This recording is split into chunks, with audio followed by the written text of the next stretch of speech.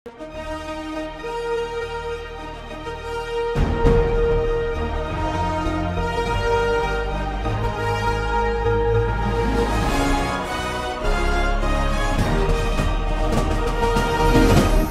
பார்த்து கொண்டிருப்பது உங்கள் ஜாஷ்வா டிவி. சகல ஜனங்களுக்கும் நற்செய்தி.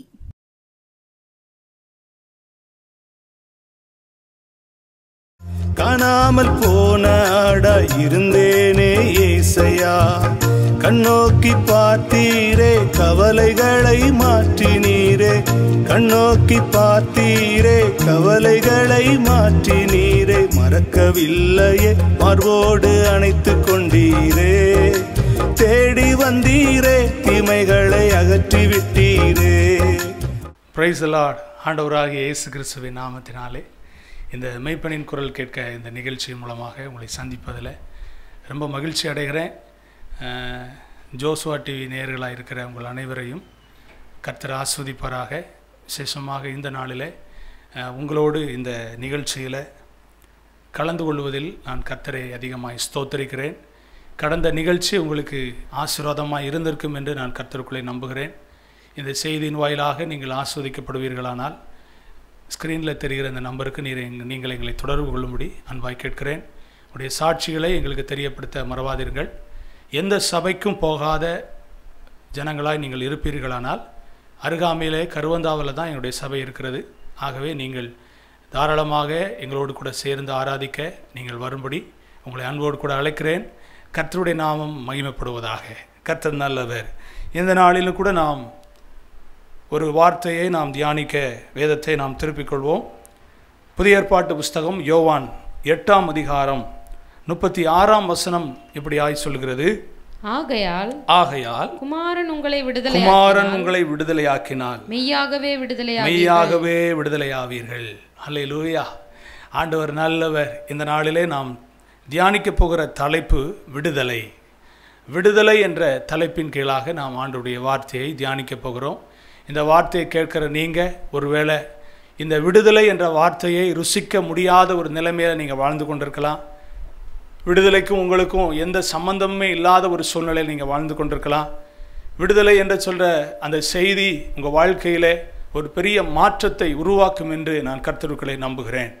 நாம் வாசித்த வேத பகுதியிலே சொல்லப்பட்டிருக்கிறது, ஆகையால் குமாரன் உங்களை விடுதலையாக்கினால் மெய்யாகவே விடுதலையாவீர்கள் அப்படின்னு சொல்லப்பட்டிருக்கிறது.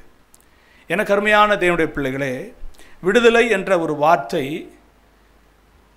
அந்த விடுதலை என்ற வார்த்தை நம்முடைய வாழ்க்கையில் அடிமைத்தனத்திலிருந்து கட்டப்பட்ட நிலைமையிலிருந்து விடுவிக்கப்படுவதற்கு ஏற்ற சூழ்நிலையை இன்றைக்கு ஆவியானவர் உங்களோடு கூட திட்டமாய் பேசுகிறார்.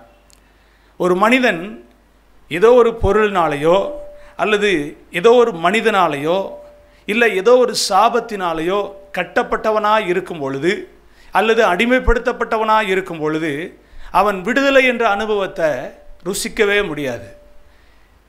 ஆகவே இந்த வார்த்தையை கேட்குற நீங்கள் விடுதலை இல்லாத ஒரு சூழ்நிலையில் ஏதோ ஒரு காரியத்தினால் கட்டப்பட்டவர்களாக நீங்கள் இருப்பீங்கன்னு சொன்னால் இன்றைக்கி ஆண்டவர் உங்களோடு கூட பேசுகிறாரு.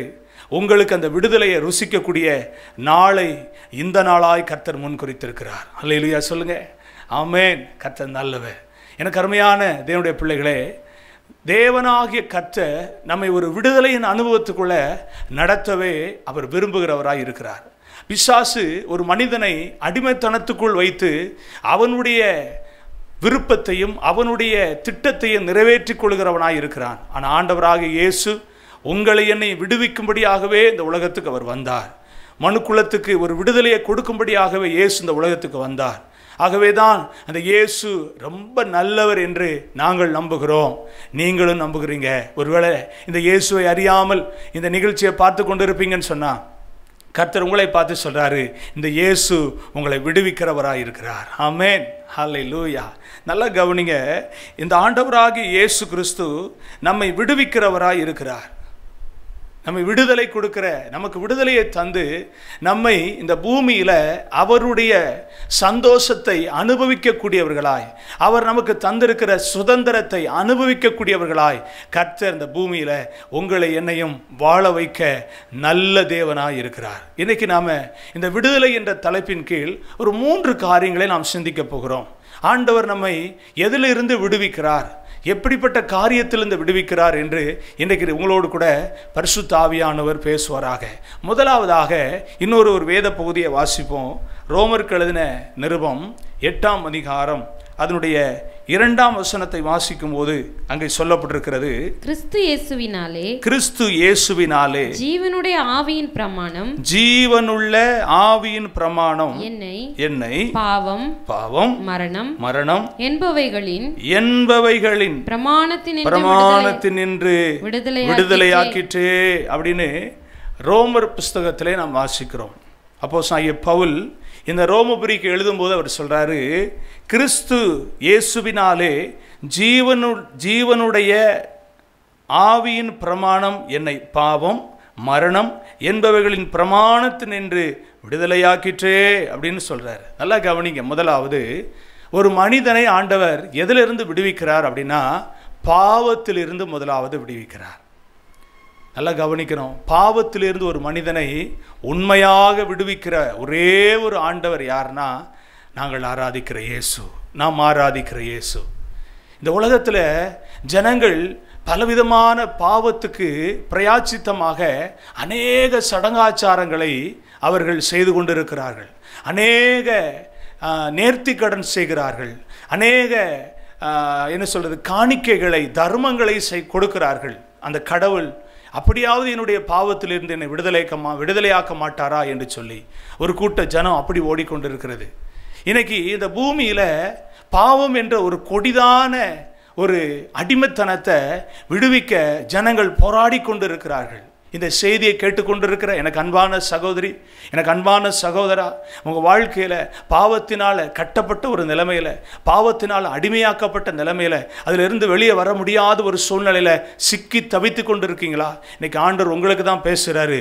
உன்னை இந்த பாவத்தில் இருந்து, அந்த பாவ கட்டில் இருந்து, அந்த பாவ குழியில் இருந்து உன்னை தூக்கி விடவும் உன்னை விடுதலையாக்கவும் இயேசு போதுமானவராய் இருக்கிறார். ஆமென். நல்லா கவனிங்க.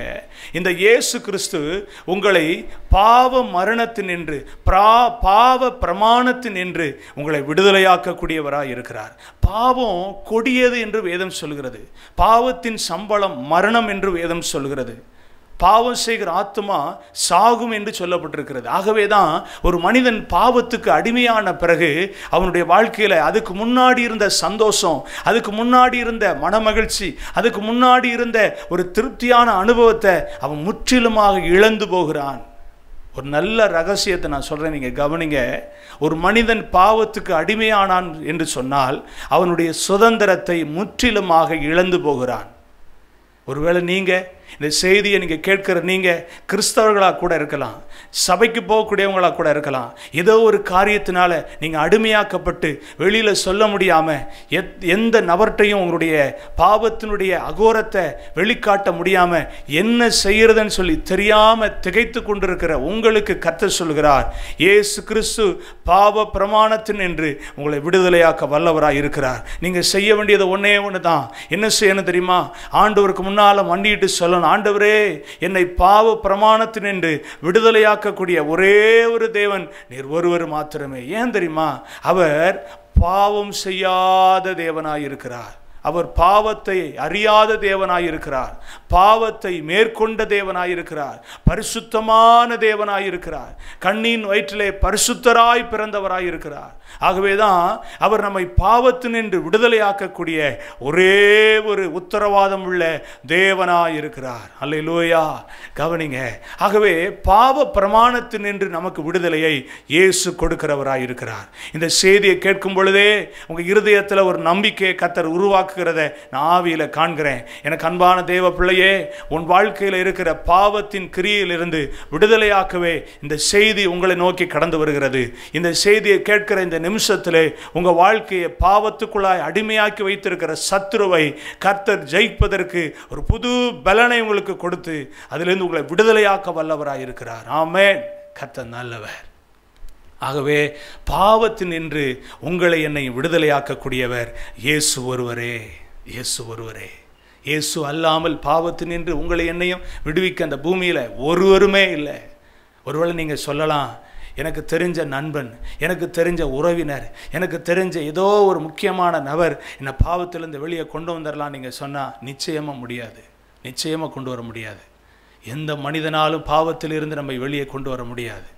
இயேசு ஒருவருடைய உதவி இல்லாமல், இயேசு ஒருவரை அல்லாமல் உங்களை என்னையும் பாவத்திலிருந்து விடுதலையாக்க முடியாது. ஆகவே இந்த செய்தியை கேட்கிற இந்த வேளையில் உங்களை ஆண்டவருக்கு ஒப்பு கொடுத்து சொல்லுங்கள், ஆண்டவரே நான் பாவம் செய்தது உண்மைதான், பாவத்தினுடைய அடிமைத்தனத்துக்குள்ளே நான் விரும்பி போனது உண்மைதான், என்னை நீங்கள் தயவாய் மன்னிக்கணும், எனக்கு மறுவாழ்வை நீங்கள் தரணும், எனக்கு இந்த பாவத்தின் கிரியைகளை ஜெயிக்க எனக்கு பலனை தரணும் அப்படின்னு சொல்லி நீங்கள் ஒப்பு கொடுத்து தேவ சமூகத்தில் மனம் கசந்து அழுது இனி நான் பாவம் செய்ய மாட்டேன் என்று சொல்லி பாவத்தை மேற்கொள்ளக்கூடிய உத்தரவாதத்தை நீங்கள் ஆண்டவரிடத்தில் விண்ணப்பம் பண்ணுவீங்கன்னா, அறிக்கை செய்வீங்கன்னா, விட்டு விடுவதற்கு முழுவதும் உங்களை ஒப்பு கொடுப்பீங்கன்னா, நிச்சயமாக ஆண்டவர் இந்த பாவ பிரமாணத்தை நின்று பாவ அடிமைத்தனத்திலிருந்து பாவ கட்டிலிருந்து இயேசு உங்களை விடுதலையாக்க வல்லவராயிருக்கிறார். அல்லேலூயா. கர்த்தர் நல்லவர். ரெண்டாவது, வேதத்தில் நம்மை ஆண்டவர் எதிலிருந்து விடுதலையாக்குறார் என்று பார்ப்போம். வாசிப்போம். லூக்கா சுவிசேஷம் 13ஆம் அதிகாரம் 11ஆம் வசனத்திலிருந்து 13ஆம் வசனம் வரைக்கும் வாசிப்போம். அப்பொழுது 18 வருஷமாய் பலவீனப்படுத்தும் ஆவியை கொண்ட ஒரு ஸ்திரீ அங்கே இருந்தாள். அவள் எவ்வளவு நிமிரக்கூடாத கூனியாய் இருந்தாள். இயேசு அவளை கண்டு தம்மிடத்தில் அழைத்து ஸ்திரீயே, உன் பலவீனத்தினின்று விடுதலையாக்கப்பட்டாய் என்று சொல்லி அவள் மேல் தமது கையை வைத்தார். உடனே அவள் நிமிர்ந்து தேவனை மகிமைப்படுத்தினாள் என்று வாசிக்கிறோம். இரண்டாவதாக ஆண்டவர் எதிலிருந்து நம்மை விடுவிக்கிறார்னு வேதம் சொல்கிறது, பலவீனத்தினின்று விடுதலையாக்குகிறவராயிருக்கிறார். இங்கே வாசிக்கிற இந்த அருமையான ஸ்திரீ 18 வருஷமாக பலவீனப்படுத்தும் ஆவியினால அவள் ஆட்கொள்ளப்பட்டிருந்தார். 18 வருஷமா எவ்வளவு வேதனையில் இருந்திருப்பா, யோசித்து பாருங்க. இன்றைக்கு ஒரு சிலர் சொல்கிறீங்க, என்னுடைய பலவீனத்தை நான் யார்கிட்டையும் சொல்லவே முடியல, என்னுடைய பலவீனம் பல வருடங்களாக என் வாழ்க்கையில் இருக்கிறது, எவ்வளவோ மருந்து மாத்திரைகளை சாப்பிட்டுட்டேன், எவ்வளவோ லட்சக்கணக்கான பணத்தை நான் செலவழிச்சிட்டேன், எனக்கு விடுதலையே இல்லைன்னு சொல்கிறீங்களா? சிலருடைய வாழ்க்கையை இந்த பலவீனப்படுத்துகிற ஆவி ஆட்கொண்டிருக்கிறது. இந்த பலவீனப்படுத்துகிற ஆவி அவர்களை கட்டி வைத்திருக்கிறது. இயேசு ஒருவரை அல்லாமல் அதிலிருந்து விடுதலையாக்க முடியாது. எந்த மருந்து மாத்திரையினாலும் முடியாது. மருத்துவர்களுக்கே அது ரொம்ப கிரிட்டிக்கலாக இருக்கிறது. மருத்துவர்களை ஆச்சரியப்படக்கூடியதாக இருக்கிறது. மருத்துவர்கள் குழம்பி போகக்கூடிய வியாதி அனைவருடைய சரீரத்தில் இருக்கிறது. இன்னைக்கு ஆண்டவர் சொல்றாரு, உங்களை சிருஷ்டித்தவர் மாத்திரமே உங்களை விடுதலையாக்க முடியும். உங்களுடைய சரீரத்தின் உறுப்புகளை ஆமேன் எங்கெங்க வைக்க வேண்டும் என்று சொல்லி ஆண்டவர் அழகாய் நம்மளுடைய சரீரத்தில் ஆண்டவர் அந்த சரீர உறுப்புகளை வைத்திருக்கிறார் அல்லவா? அவைகளை கண்ட்ரோல் பண்ணக்கூடிய அதிகாரம் ஆண்டவராகிய இயேசு ஒருவருக்கே உண்டு. அல்லேலூயா. ஆகவே இன்னைக்கு ஆண்டவர் உங்களோடு சொல்கிறாரு, பலவீனத்தினின்று கர்த்தர் உங்களை விடுதலையாக்க வல்லவராய் இருக்கிறார். நீங்கள் விசுவாசிப்பீர்களானால், நீங்கள் அந்த ஆண்டவராகிய இயேசுவை நம்புவீர்களானால், இன்னைக்கு ஆண்டவர் உங்க வாழ்க்கையில பேசுகிற அந்த சத்தம் உங்க வாழ்க்கையை பலவீனத்தினின்று விடுதலையாக்கக்கூடிய வார்த்தையாய் கடந்து வருகிறது. அல்லேலூயா. ஒருவேளை இந்த நிகழ்ச்சியை பார்க்கிற வேளையில மன விருப்பம் இல்லாம ஒருவேளை நீங்க பார்க்கலாம், ஏதோ ஒரு கடமைக்காக ஒருவேளை நீங்க பார்க்கலாம், ஏதோ ஒரு கட்டாயத்தின் பேர்ல ஒருவேளை பார்க்கலாம்.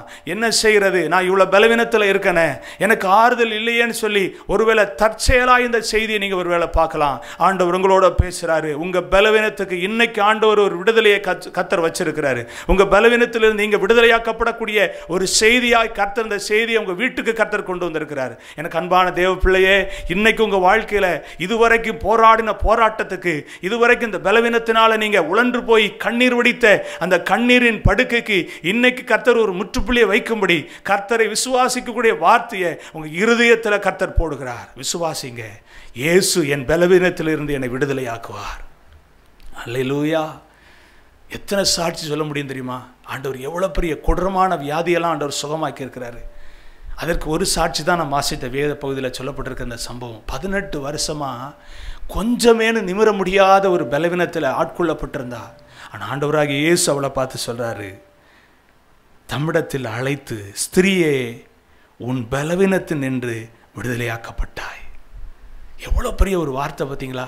இந்த வார்த்தையை கேட்கும்போதே உங்கள் உள்ளத்தில் ஒரு பெரிய சந்தோஷம் வந்திருக்கும் நான் நம்புகிறேன். ஏன்னா யாரும் இந்த வார்த்தையை உங்களை பார்த்து இது வரைக்கும் சொல்லியிருக்கவே மாட்டாங்க. உங்களை ரொம்ப கடினமாக பேசின நபர்கள் தான் அதிகம். இந்த பலவீனத்தினால ரொம்ப உங்களை கடிந்து பேசினவங்க தான் அதிகம். மனம் கசந்து பேசினவங்க தான் அதிகம். எரிஞ்சு பேசினவங்க தான் அதிகம். ஆனால் இன்னைக்கு ஆண்டவர் ஒரு நல்ல செய்தியை உள்ளத்தில் போடுறாரு. ஸ்திரியே, அருமையான சகோதரனே, உன் பலவீனத்தின் நின்று நீ விடுதலையாக்கப்படுகிறாய் அப்படிங்கிற வார்த்தை உங்களை கட்டி வைத்திருக்கிற கட்டுகளை சுக்குநூறா நொறுக்குகிறது. ஆமென். ஆவியை நான் காண்கிறேன். கட்டுகளை கர்த்தர் நொறுக்குகிறார். உங்களை பலவீனப்படுத்துகிற ஆவியை கர்த்தர் கடிந்து கொள்ளுகிறார். ஒரு பெரிய விடுதலையை கர்த்தர் உங்களுக்கு கொடுக்கிறார். விசுவாசிப்பீங்கன்னா இந்த நிமிஷத்திலே, இந்த நொடி பொழுதிலே ஒரு வல்லமை உங்கள் சரீரத்தை ஆளுகை செய்கிறது. புது விடுதலையை கர்த்தர் உங்களுக்கு கொடுக்கிறார். ஆகவே 2வது, பலவீனத்தினின்று உங்களை கர்த்தர் விடுதலையாக்குகிறார். 3வது வாசிக்கலாம். சங்கீதங்களின் புஸ்தகம் 50ஆம் சங்கீதம் 15ஆம் வசனத்தை வாசிக்கும் போது அங்கே சொல்லப்பட்டிருக்கிறது, ஆபத்து காலத்திலே என்னை நோக்கி கூப்பிடு, நான் உன்னை விடுவிப்பேன், நீ என்னை மகிமைப்படுத்துவாய் அப்படிங்கிற வார்த்தை.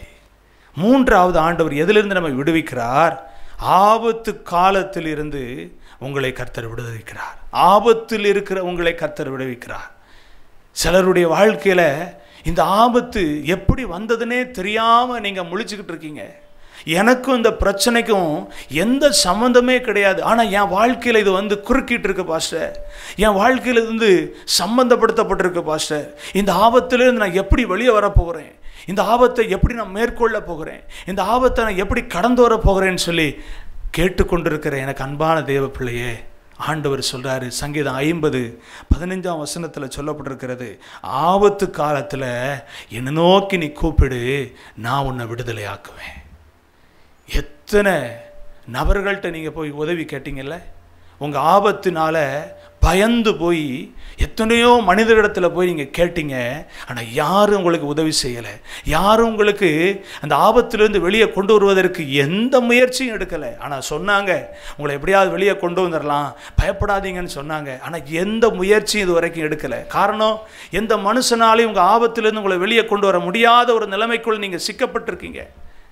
இன்னைக்கு ஆண்டவர் சொல்கிறாரு, என்னை நோக்கி கூப்பிடு, நீ என்னை நோக்கி கூப்பிடு, முழங்கால் படிட்டு என்னை நோக்கி நீ கூப்பிடு. ஆண்டவரே, என்னை இந்த ஆபத்திலிருந்து விடுதலையாக்குங்கப்பா, என்னை இதிலிருந்து வெளியே கொண்டு வாங்கப்பான்னு சொல்லி நீங்கள் ஆண்டவரிடத்தில் உண்மையாக நோக்கி கூப்பிடுவீங்கன்னா ஆண்டவர் உங்களை விடுதலையாக்குவார். அல்லேலூயா சொல்லுங்க. ஆமே, கர்த்தர் நிச்சயம் உங்களை விடுதலையாக்குவார். உங்களுக்கு நிச்சயமான விடுதலை உண்டு. ஆபத்து காலத்தில் அவரை நோக்கி மட்டும் கூப்பிடுகிற பிள்ளைகளாக நீங்கள் இருப்பீங்கன்னா உங்களை அதிலிருந்து விடுதலையாக்க இயேசு போதுமானவராக இருக்கிறார். அல்லேலூயா. எத்தனையோ ஆபத்தில் இருந்த எத்தனையோ மனுஷங்களை கர்த்தர், எத்தனையோ தேவ பிள்ளைகளை கர்த்தர் விடுதலையாக்கி இருக்கிறார். உங்களையும் விடுதலையாக்க வல்லவராக இருக்கிறார். பலவிதமான கடன் பார சுமை உங்கள் மேலே சுமத்தப்பட்டிருக்கு. நீங்கள் வாங்காத கடனுக்கு யாரோ ஒருத்தர் வாங்கின கடனை உங்கள் மேலே தூக்கி போட்டு உங்கள் வாழ்க்கை இன்னைக்கு பயங்கரமான ஒரு ஆபத்துக்குள்ளே சிக்கப்பட்டு இருக்குங்கன்னு வேதனைப்பட்டுக்கிட்டு இருக்கீங்களா? இன்னைக்கு ஆண்டவர் உங்களை பார்த்து சொல்கிறார், அந்த பிரச்சனையிலிருந்து கர்த்தர் உங்களை வெளியே கொண்டு வருவார். உங்களை விடுதலையாக்க அவர் வல்லவராக இருக்கிறார். நீங்கள் செய்ய வேண்டியது ஒன்றே ஒன்று தான், ஆண்டவரே என்னை விடுதலையாக்குங்கப்பா, என்னை விடுதலையாக்குங்கன்னு சொல்லி அவரை நோக்கி கூப்பிடுங்க. மனுஷங்களை நோக்கி கூப்பிட்ட வார்த்தைகள் எல்லாம் போதும்னு விட்டுட்டு ஆண்டவரை நோக்கி கூப்பிடக்கூடியவங்களா நீங்கள் கூப்பிடுவீங்கன்னா நிச்சயமாக ஆண்டவர் உங்களுக்கு விடுதலை வச்சிருக்கிறார். 3 காரியங்கள். முதலாவது, பாவத்திலிருந்து உங்களை விடுதலையாக்குகிறார். இரண்டாவது, பலவீனத்தினின்று உங்களை விடுதலையாக்குகிறார். மூன்றாவது, ஆபத்து காலத்தில் உங்களை விடுதலையாக்கக்கூடிய ஒரு தேவன் நீங்கள் ஆராதிக்கிற இயேசு. நல்லா கவனிக்கணும், இயேசு மாத்திரம்தான் நம்மை விடுதலையாக்க முடியும். இந்த செய்தியை கேட்கிற இந்த வேளையில் பாவத்தினாலையும் பலவீனத்தினாலையும் ஆபத்தினாலும் கட்டப்பட்டிருக்கிற உங்களுக்கு ஒரு விடுதலை நிச்சயம் என்பதை கர்த்தருடைய ஆவியானவர் தெளிவாய் சொல்கிறார். ஆகவே யோவான் சுவிசேஷம் 8ஆம் அதிகாரம் 36ஆம் வசனத்தில் சொல்லப்பட்டது போல, குமாரன் விடுதலையாக்கினால் மெய்யாகவே விடுதலையாவீர்கள். நாம் ஆராதிக்கிற இயேசு நம்மை விடுதலையாக்குகிறவர். குமாரனாகிய இயேசுவே நம்மை விடுதலையாக்கக்கூடியவர். ஆகவே இந்த செய்தி உங்கள் வாழ்க்கையில் ஒரு விடுதலை அனுபவத்தை கொண்டு வருகிறது என்று நான் கர்த்தருக்குள்ளே நம்புகிறேன். கர்த்தர் உங்களை ஆஸ்வதிப்பார். இருந்த இடத்துல கண்களை மூடி என்னை விடுதலையாக்குங்க, என்னை விடுதலையாக்குங்க ஆண்டவரேன்னு சொல்லி வாயை திறந்து நீங்கள் அறிக்கையிடுவீங்கன்னா ஆண்டவர் நிச்சயம் உங்களை விடுதலையாக்குவார். நாம் ஜெபிப்போம். எங்களை நேசிக்கிற எங்கள் நல்ல ஆண்டவரே, அருமையான இந்த வேளையிலே மேய்ப்பனின் குரல் கேட்க என்ற செய்தியின் வாயிலாக அருமையான நம்முடைய பிள்ளைகளை சந்திக்க கிருபை செய்தீர். ஆண்டவரே, நீர் விடுதலையாக்குகிற தேவன். நம்முடைய பிள்ளைகளை பாவத்தில் இருந்து பலவீனத்தின் என்று ஆபத்து காலத்தில் நம்முடைய பிள்ளைகளை விடுதலையாக்கக்கூடிய தேவனாக இருக்கிறீரே. இந்த வார்த்தை நம்முடைய பிள்ளைகளுடைய இருதயத்தில் ஆண்டவரே தொனிக்கிற இந்த வேளையில் ஒரு விடுதலை நம்முடைய பிள்ளைகள் உணர்வார்களாக. இயேசுவின் நாமத்தினால் விடுதலை அடைந்து உம்மை விடுதலையோடு ஆராதிப்பதற்கு கர்த்தர் கிருபை செய்யும். ஆண்டவரே, அவர் எங்களை விடுதலையாக்குகிறவர் என்று இனி நம்முடைய பிள்ளைகளுடைய நாவிலே புறப்பட்டு வரட்டும். விடுதலை இல்லாத அனுபவத்தின் வார்த்தைகள் இல்லாமல் போகட்டும். என்னை விடுவிக்கிற இயேசு என் கூட இருக்கிறார் என்ற செய்தி ஒவ்வொரு நாளும் நம்முடைய பிள்ளைகளுடைய நாவிலே புறப்பட்டு வரட்டும் சொல்லி அது அடியான் ஜெபிக்கிறேன். உங்கள் நாமமே மகிமைப்படட்டும். இயேசுவின் நாமத்தில் ஜெபிக்கிறேன் ஜீவனுள்ள நல்ல பிதாவே. ஆமென், ஆமென். கர்த்தர் உங்களை ஆசீர்வதிப்பாராக. காணாமல் போன ஆடா இருந்தேனே ஏசையா, கண்ணோக்கி பார்த்தீரே கவலைகளை மாற்றினீர்.